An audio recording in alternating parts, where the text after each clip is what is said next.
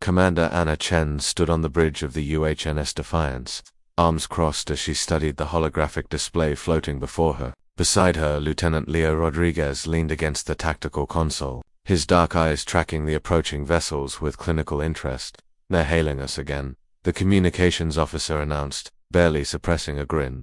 Anna nodded. "Put them through." The viewscreen flickered to life, revealing the angular, chitinous face of High Commander Zarthok of the Krillian Dominion. His mandibles clicked in what the translation software interpreted as supreme confidence.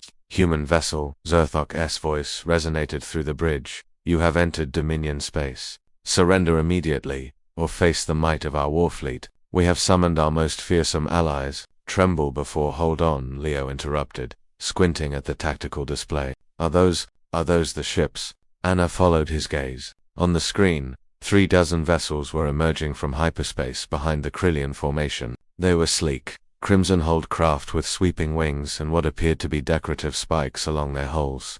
"The Zathari swarm," Zarthok announced proudly. Undefeated in 700 conquests, their very appearance has caused entire civilizations to. A snort escaped from Leo. He tried to cover it with a cough, but failed miserably. Anna felt her own lips twitching. The Zathari ships looked remarkably like something she'd seen before. Something from Earth's history. Something decidedly good in it is something amusing. "Humans?" Zarthok demanded, his mandibles spreading in what might have been confusion or anger. No, it's just ... Anna cleared her throat, trying to maintain composure. "Those ships, they're very ... red. Crimson is the color of blood." Another voice boomed across the channel. A six-eyed creature appeared on screen beside Zarthok, presumably a Zathari commander. "The blood of our enemies. We are the terror of the Sagittarius arm. Our vessels strike fear into." Leo lost it completely. Laughter erupted from him in great wheezing gasps. He doubled over, clutching his sides. The entire bridge crew began to crack. First a giggle from the navigator, then a chuckle from the weapons officer.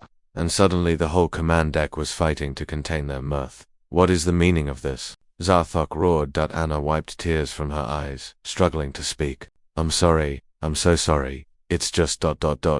She gestured at the screen. "Your fearsome allies. Their ships, they're shaped like shrimp." Silence filled the channel. "Shrimp," the Zathari commander repeated slowly. "Little swimming crustaceans," Leo managed between gasps. "From Earth, we eat them. By the bucket. At parties," he made appealing motion with his hands. "You peel off the shell, dip them in cocktail sauce. ENOUGH. Zarthok's face had turned a deeper shade of purple. "You dare mock the Their battle record is, I'm sure they're very fierce, shrimp," Anna said, desperately trying to regain her professional demeanor and failing. "It's just ... We have this restaurant chain back home, Red Lobster. Your whole formation looks like the lunch special." Another wave of laughter swept the bridge. The helmsman was actually crying. Even the normally stoic chief engineer had cracked a smile. The Zathari commander's 6 eyes narrowed. "You will regret this insult. We shall demonstrate why we are feared across." Wait. Leo held up a hand, finally catching his breath. "Before you demonstrate anything, I gotta ask, do you guys know about the Terran Defense Network's logo?" Anna's eyes widened. "Oh no, Leo, don't." But he was already pulling up an image on his personal display and transmitting it to the main view screen. It showed Earth's moon, with a simple diagram of human defensive installations. "See, we've got these automated defense platforms in orbit around our colonies, thousands of them. And the thing is," he zoomed in on one of the platforms. It was roughly cylindrical, with articulated arms and a bulbous sensor pod. "We call them lobster traps." The bridge erupted again.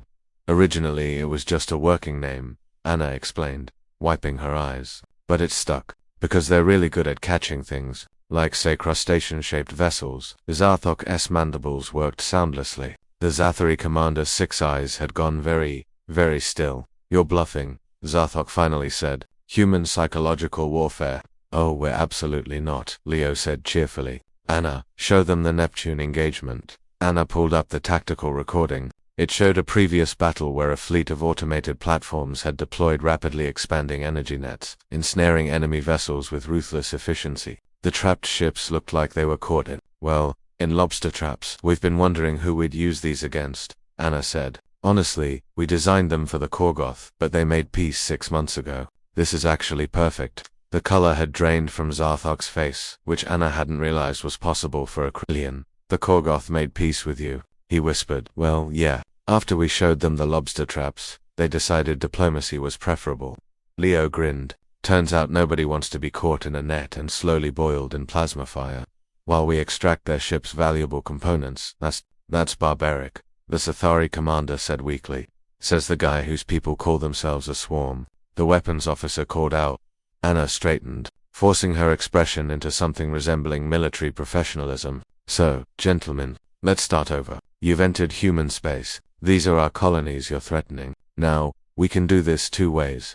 She brought up a holographic display showing the region's political boundaries with human territory clearly marked and extending, far beyond where the Dominion had assumed. Option 1. You recognize the actual borders. We all shake hands or mandibles, or whatever, and you leave. We'll even forget this hilarious misunderstanding. And option 2, Zarthok asked, though he sounded like he already knew. Leo's grin widened. We activate the lobster traps, and you become a cautionary tale. Maybe we'll even serve you with butter. The bridge crew lost it again. Through the laughter, Anna watched the alien commanders exchanging glances. The Zathari fleet was already powering down weapons. Zarthok's shoulders, or whatever past 4 shoulders on a Krillian, sagged in defeat.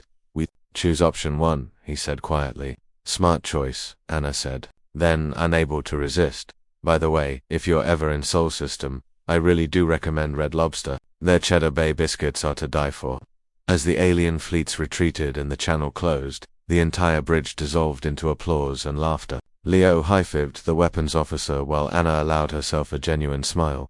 You think they'll actually leave? Leo asked. Anna glanced at the retreating vessels on the tactical display. Oh yeah, nobody wants to be known as the empire that got caught in a lobster trap. Humanity, F*******, yeah, someone shouted from the back of the bridge.